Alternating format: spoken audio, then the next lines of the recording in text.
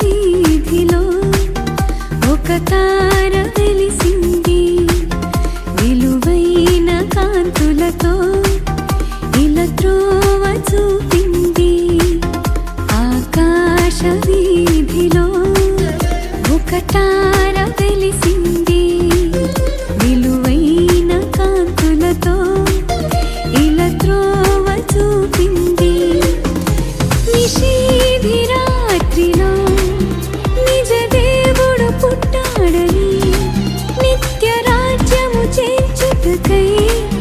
రక్షకుడు దయించాడని జగమంతటా జయ కీర్తనమై